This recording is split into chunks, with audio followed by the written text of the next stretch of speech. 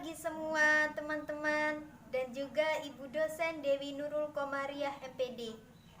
Semoga kita semua dalam keadaan sehat walafiat. Dan tak lupa saya ucapkan terima kasih kepada dosen kita yang terhormat Ibu Dewi Nurul Komariah MPD yang telah memberikan kesempatan kepada kami untuk menyampaikan materi kali ini yang membahas tentang keterampilan guru dalam belajar dan mengajar. Sebelum kita mulai presentasi pada hari ini, saya perkenalkan terlebih dahulu para pemateri kelompok kami.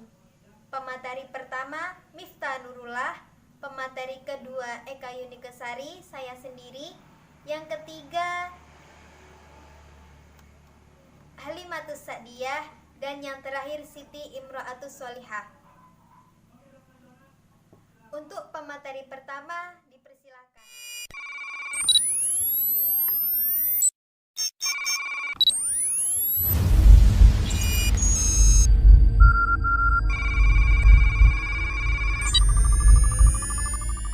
Di sini saya akan menyampaikan tentang keterampilan membuka dan menutup pelajaran. Keterampilan membuka adalah perbuatan guru untuk menciptakan setiap mental dan menimbulkan perhatian anak agar terpusat pada apa yang akan dipelajari. Lalu kegiatan menutup pelajaran adalah kegiatan untuk mengakhiri pembelajaran tersebut. Siasat membuka pelajaran bertujuan menyiapkan mental anak didik agar siap memasuki persoalan yang akan dipelajari atau dibicarakan, menimbulkan minat serta pemusatan perhatian anak didik pada yang akan dibicarakan dalam kegiatan interaksi edukatif. Kegiatan menutup pelajaran adalah kegiatan yang dilakukan guru untuk mengakhiri pelajaran atau mengakhiri kegiatan interaksi edukatif. Bentuk usaha guru dalam mengakhiri kegiatan interaksi edukatif adalah sebagai berikut. Yang pertama, merangkum atau membuat garis-garis besar.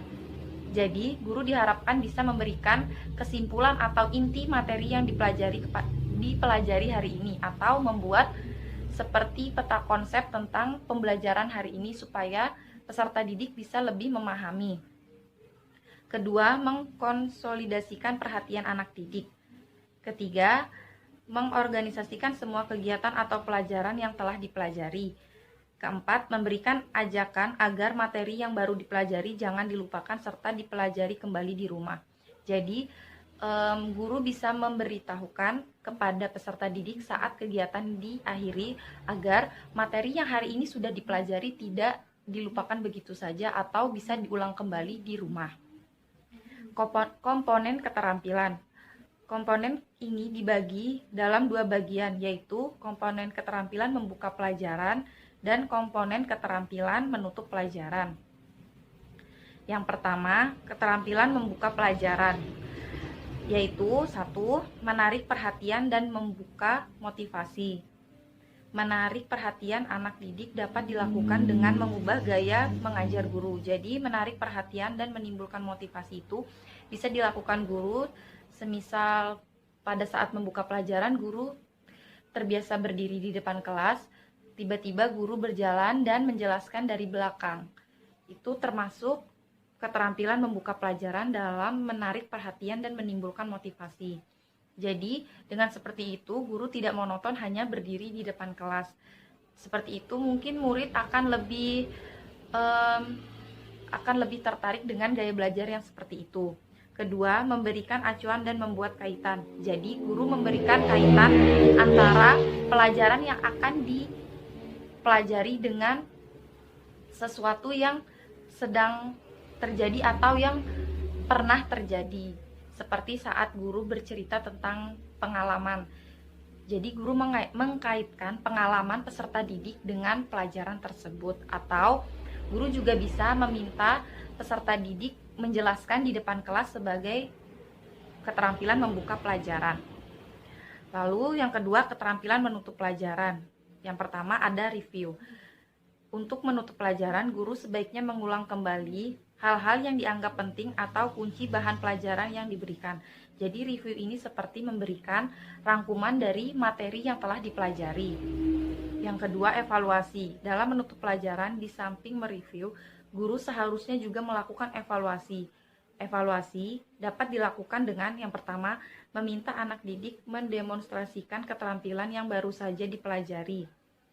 Kedua, meminta anak didik mengaplikasikan konsep atau ide yang baru pada situasi yang berbeda. Yang ketiga, meminta anak mengekspresikan pendapat sendiri. Yang keempat, meminta anak didik mengerjakan soal tertulis baik objektif maupun subjektif. Mungkin itu saja yang bisa saya sampaikan, kurang dan lebihnya saya minta maaf. Selanjutnya, pemateri kedua saya sendiri, keterampilan mengelola kelas. Dalam pembelajaran, tugas guru tidak hanya melakukan kegiatan instruksional, tetapi juga kegiatan pengelolaan. Kegiatan instruksional akan berhasil optimal apabila guru dapat mengelola kelas dengan baik. Oleh karena itu, guru dituntut untuk menguasai keterampilan mengelola kelas. Komponen keterampilan mengelola kelas dapat dikelompokkan menjadi dua. Yang pertama yaitu bersifat preventif. Keterampilan ini mencakup kemampuan guru untuk mencegah terjadinya gangguan, sehingga kondisi belajar yang optimal dapat diciptakan dan dipelihara. Dalam keterampilan yang bersifat preventif ini meliputi yang pertama yaitu menunjukkan sikap tanggap. Maka sikap tanggap yang dimiliki guru terhadap situasi kelasnya akan memungkinkan guru mengetahui dengan cepat adanya perubahan-perubahan di dalam kelas, seperti ada peserta didik yang tidak memperhatikan pelajaran. Guru segera mengatasinya. Sikap tanggap dapat ditunjukkan dengan cara memandang secara seksama. Dengan pandangan yang seksama ini, peserta didik akan merasa diperhatikan sehingga tidak menimbulkan gangguan. Kedua yaitu gerak mendekati. Gerak mendekati yang dilakukan dengan tepat menunjukkan kesiagaan dan perhatian guru terhadap kegiatan belajar peserta didik. Yang ketiga, memberikan pernyataan. Misalnya, setelah menjelaskan suatu konsep, guru berkata, "Anak-anak, apakah ada yang bertanya?" Nah, dengan cara inilah kelas yang agak ribut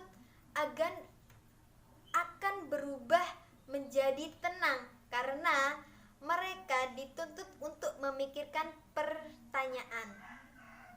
Selanjutnya yaitu memberikan reaksi terhadap gangguan dan ketaacuhan peserta didik.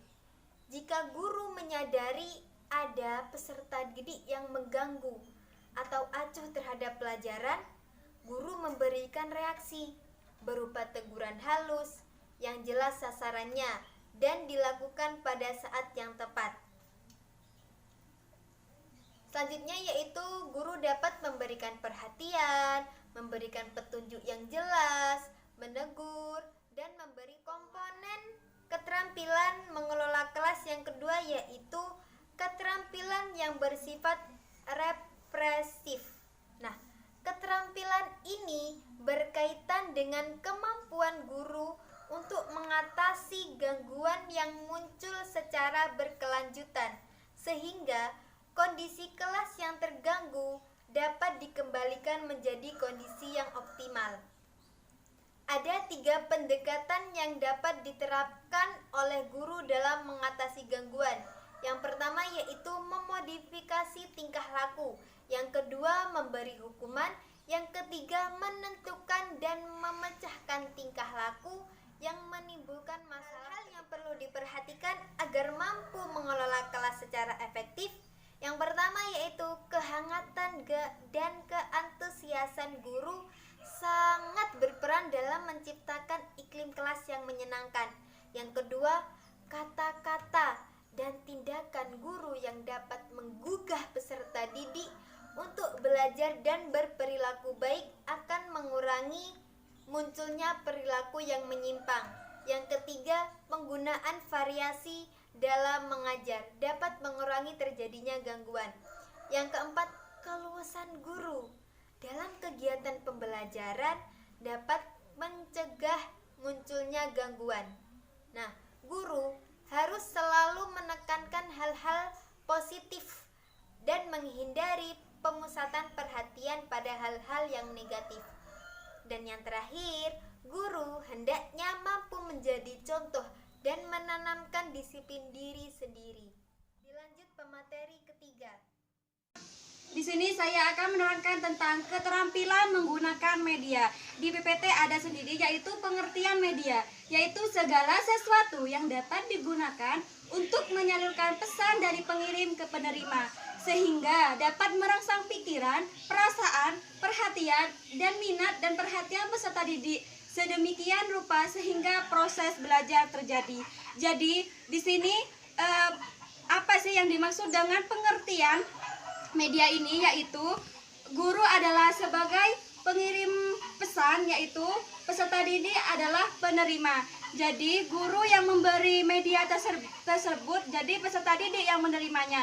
Jadi guru harus benar-benar membuat media itu yang berhubungan dengan pelajaran tersebut agar peserta didik mudah untuk memahaminya. Seperti audiovisual, media audiovisual itu seperti radio seperti itu, dan atau guru yang menerangkan kepada peserta didik. Jadi peserta didik itu mudah. Yang selanjutnya yaitu prinsip pemanfaatan media. Media pembelajaran di sini yaitu pemanfaatan media ini yaitu ada 4. Yang pertama yaitu menentukan jenis media dengan tepat. Yang dimaksud dengan menentukan jenis media yang tepat yaitu guru harus memilih terlebih dahulu media manakah yang sesuai dengan bahan pembelajaran yang akan diajarkan. Jadi guru jangan terburu-buru atau memberi media itu yang gak berhubungan dengan pelajaran. Kalau begitu jadi siswa tuh sulit untuk memahaminya. Jadi seorang guru itu terlebih dahulu media yang cocok, media apa untuk pelajaran tersebut agar siswa itu mudah untuk memahaminya. Yang selanjutnya yaitu yang kedua, menetapkan atau mempertimbangkan subjek dengan tepat. Yang dimaksud dengan menetapkan atau mempertimbangkan subjek yang tepat yaitu guru harus perlu dihitungkan apakah penggunaan media itu sesuai dengan tingkat kematangan atau kemampuan anak didik. Jadi guru itu harus memberi media yang yang tidak sulit agar siswa itu mudah untuk memahaminya. Jadi harus sesuai dulu dengan tingkat kematangan atau kemampuan peserta didik. Jadi peserta didik itu kalau lebih mudah untuk memahaminya media tersebut, peserta didik itu senang untuk mengikuti pelajaran tersebut. Yang ketiga yaitu menyajikan media dengan tepat. Menyajikan media dengan tepat yaitu yang dimaksud menyajikan media dengan tepat yaitu teknik. Guru harus menggunakan teknik, metode penggunaan media dalam pengajaran harus disesuaikan dengan tujuan, bahan, metode, waktu, dan sarana. Jadi guru jangan tiba-tiba membuat media yang tidak berhubungan dengan pelajaran tersebut. Jadi guru itu harus ada tujuannya memberi media tersebut agar mudah untuk memahami peserta didiknya. Jadi harus membuat media itu harus ada metodenya, tekniknya. Kalau tidak ada metodenya dan tekniknya, itu tidak akan memahami peserta didik. Jadi harus memberi teknik, metode, media seumpamanya kartu pintar lah seperti itu. Jadi kan siswa itu mudah untuk memahaminya. Jadi guru itu menerangkan tentang kartu media itu, tentang kartu pintar itu ada ada materinya. Jadi siswa itu mudah untuk memahami tersebut. Begitu. Yang selanjutnya yang terakhir yaitu menempatkan atau memperlihatkan media pada waktu, tempat, dan situasi yang tepat. Jadi yang dimaksud dengan prinsip pemanfaatan yang terakhir ini yaitu guru harus kapan dan dalam situasi manapun pada waktu mengajar media digunakan, tentu tidak setiap saat atau selama proses belajar mengajar dengan terus-menerus mempertimbangkan atau menjelaskan sesuatu dengan pengajaran. Jadi media tersebut itu harus berhubungan dengan pelajarannya, tidak boleh tidak berhubungan tidak nyambung, harus menyambung dengan pelajaran tersebut. Dipersilakan untuk pemateri terakhir. Assalamualaikum warahmatullahi wabarakatuh.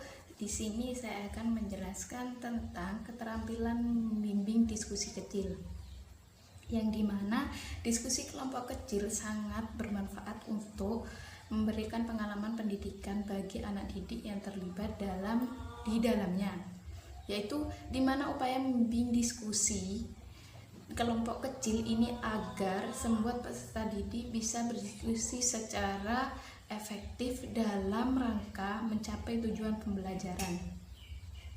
Dalam diskusi kelompok kecil ini juga melibatkan banyak orang, ya seperti 3-9 orang.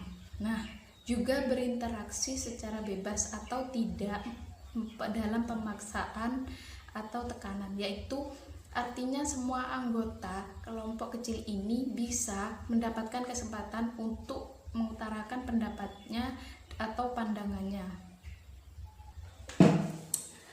Meliputi yang pertama pemusatan perhatian, yaitu di mana membuat tujuan yang akan didiskusikan merumuskan masalah. Yang pertama itu. Dan yang kedua, menyimak secara cermat apabila ada diskusi yang menyimpang atau keluar dari judul yang kita diskusikan, dan membuat rangkuman di mana setiap akhir diskusi dalam hal-hal yang disetujui sebelum melanjutkan ke diskusi yang selanjutnya.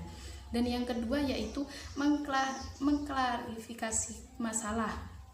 Mengklarifikasi masalah yaitu jika ada pandangan atau pendapat lain dari peserta didik, alangkah baiknya kita menyusun kembali atau merangkum kembali pemikiran tersebut apabila ada yang kebingungan, dan sehingga jelas untuk semua teman yang ada di dalam kelas yang mendengarkannya.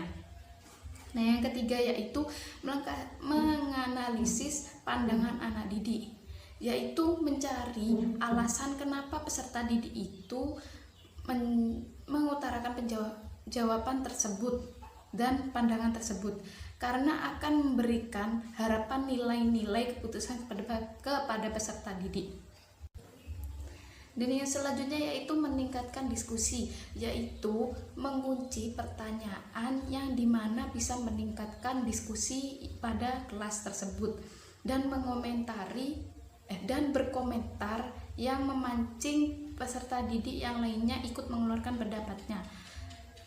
Dan selanjutnya yaitu tenang dan menunggu jawaban atau pikiran menurut dan mengisi namun asal bicara, dan memberikan dukungan kepada peserta didik yang sudah mengutarakan pendapatnya pada presentasi tersebut. Dan yang selanjutnya yaitu membagi partisipasi, yaitu di mana peserta didik harus berhati-hati dalam menjawab atau menangkap pikiran peserta didik yang sudah mengutarakan pendapatnya, agar peserta didik tersebut tidak merasa malu dan diejek pada saat dia sudah mengutarakan pendapatnya.